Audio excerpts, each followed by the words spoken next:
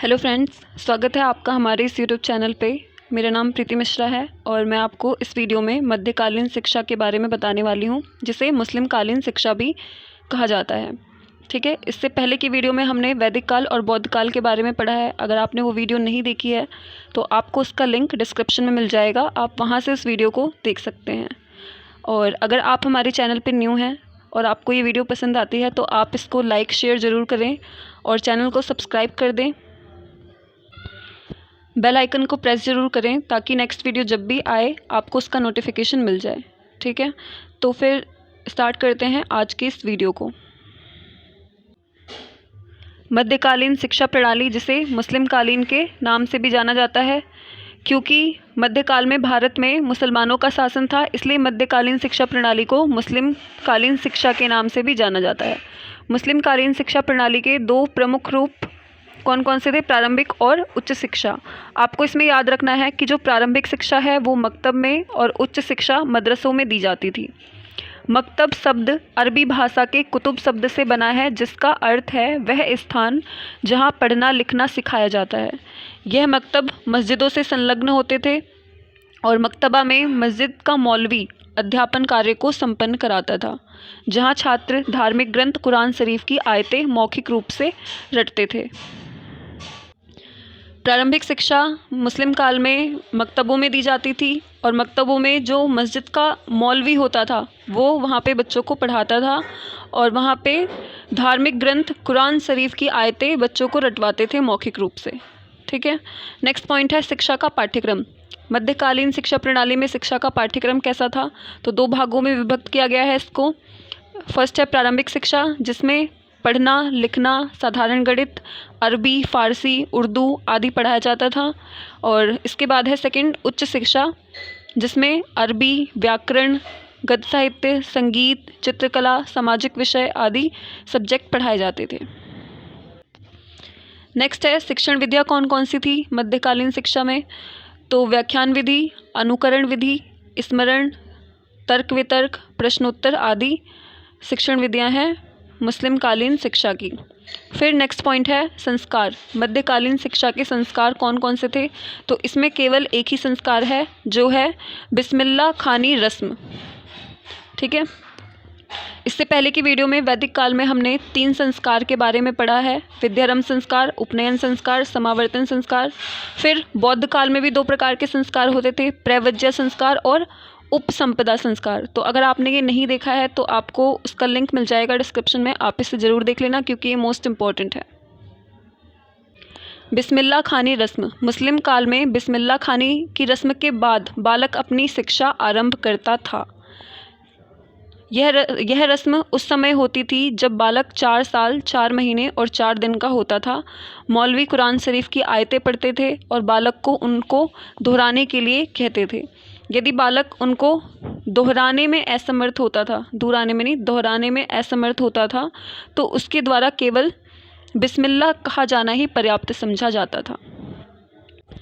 बिस्मिल्लाह खानी रस्म का मतलब है कि मुस्लिम काल में जब बच्चों की शिक्षा प्रारंभ की जाती थी तो उनका बिस्मिल्लाह खानी रस्म होता था। और यह रस्म कब होता था? जब बालक 4 साल 4 महीने और 4 दिन का होता था। इसमें जो मौलवी होते हैं वो कुरान शरीफ की आयतें पढ़ते थे और बालक को उनको दोहराने के लिए कहते थे। अगर बालक उनको नहीं दोहरा पाता था तो उसके द्वारा केवल बिस्मिल्लाह कहा जाना ही पर्याप्त समझा जाता था। ठीक है, इसको आप याद रखना कि ये शॉर्ट, वेरी शॉर्ट में आ जाता है। बिस्मिल्लाह खानी रस्म इम्पॉर्टेंट है।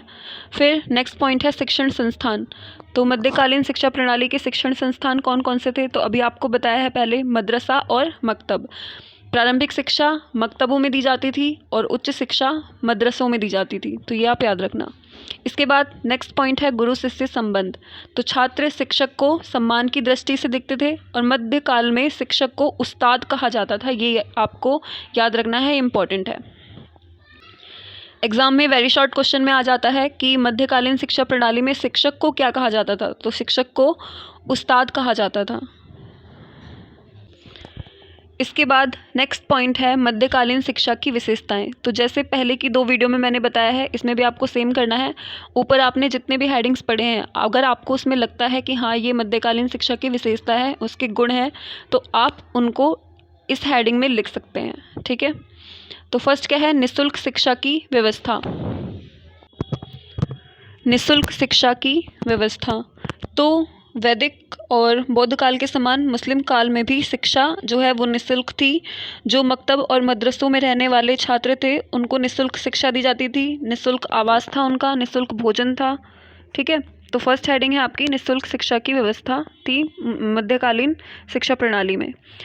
सेकंड पॉइंट है साहित्य रचना को प्रोत्साहन। तो मध्यकाल में साहित्य रचना को बहुत प्रोत्साहन दिया गया और महाभारत, रामायण इनका फ़ारसी में अनुवाद कराया गया।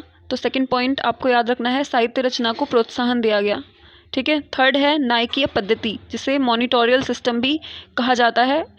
तो इसमें क्या है देखते हैं।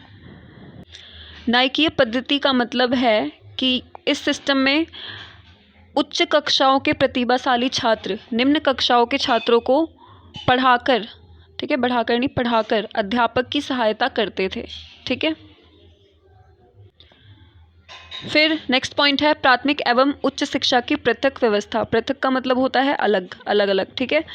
तो प्राथमिक शिक्षा जो है वो मकतबों में दी जाती थी और उच्च शिक्षा मदरसों में दी जाती थी। तो मुस्लिम कालीन शिक्षा प्रणाली में शिक्षा जो है प्रारंभिक और उच्च शिक्षा के लिए अलग अलग व्यवस्था थी। तो ये 4 पॉइंट्स हो गए आपके मध्यकालीन शिक्षा की विशेषताएं में। तो इसके अंदर आपको 4 से 5 लाइन अपनी लैंग्वेज में लिखना है। इसके बाद मध्यकालीन शिक्षा के दोष कौन कौन से थे। तो फर्स्ट पॉइंट है रटने पर अधिक बल। अब मकतब में क्या होता था, प्रारंभिक शिक्षा जो होती है, ठीक है, मध्यकालीन शिक्षा में प्रारंभिक शिक्षा मकतबों में दी जाती थी। उसमें मस्जिद का मौलवी पढ़ाता था और वह बच्चों को कुरान शरीफ की आयतें कंठस्थ करवाते थे, मतलब बच्चों को मौखिक रूप से रटवाते थे, ठीक है। तो रटने पर अधिक बल दिया गया। फिर इसके बाद सेकंड पॉइंट है स्त्री शिक्षा का अभाव। तो ये चाहे वैदिक काल हो, बौद्ध काल हो या मुस्लिम काल हो, तीनों ही काल में स्त्री शिक्षा का अभाव था। मध्यकाल में बच्चियों को मकतबों में तो प्रवेश दिया जाता था पर मदरसों में प्रवेश वर्जित था, ठीक है। मतलब प्रारंभिक शिक्षा तो दी जाती थी पर उच्च शिक्षा का अधिकार स्त्रियों को नहीं था। और उस टाइम पे मुसलमानों में पर्दा प्रथा थी और कुछ उच्च वर्ग के लोग थे जो भेजा ही नहीं करते थे मदरसों में अपने बच्चियों को पढ़ने के लिए। तो मध्यकाल में स्त्री शिक्षा का बहुत ह्रास हुआ था। फिर इसके बाद नेक्स्ट पॉइंट है आर्थिक सहायता में पक्षपात। पक्षपात का मतलब होता है भेदभाव करना, ठीक है।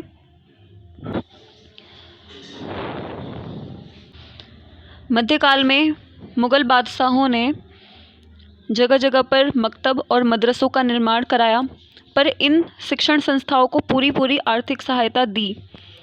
पर मुग़ल सम्राट अकबर को छोड़ के बाकी किसी भी मुग़ल बादशाह ने कोई भी हिंदू शिक्षण संस्थाओं को किसी भी प्रकार की आर्थिक सहायता नहीं दी। तो यह मध्यकालीन शिक्षा का एक दोष है, ठीक है। नेक्स्ट पॉइंट है भारतीय धर्म और साहित्य की अवहेलना की गई मध्यकाल में। और नेक्स्ट पॉइंट है इस्लाम धर्म का बहुत प्रचार किया गया। तो ये आपको 5 पॉइंट लिखने हैं मध्यकालीन शिक्षा के दोष में।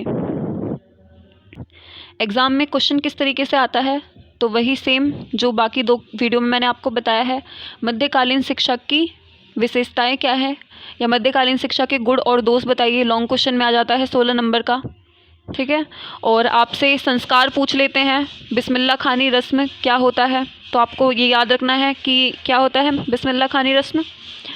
जब बालक 4 साल 4 महीने और 4 दिन का होता है तब यह रस्म होता है। इसके बाद बच्चा अपनी पढ़ाई कंटिन्यू करता है, ठीक है। मौलवी कुरान शरीफ की आयतें पढ़ते हैं इसमें और बालक को उनसे दोहराने के लिए बोलते हैं। अगर वो नहीं दोहरा पाता है तो वह सिर्फ बिस्मिल्लाह बोल देगा, तो इतना ही काफ़ी होगा, ठीक है। तो आज आपका फर्स्ट यूनिट कंप्लीट हो गया है। फर्स्ट यूनिट में आपको 3 ही काल पढ़ने हैं, वैदिक काल और बौद्ध काल और मध्यकालीन, जिसे मुस्लिम काल भी कहा जाता है।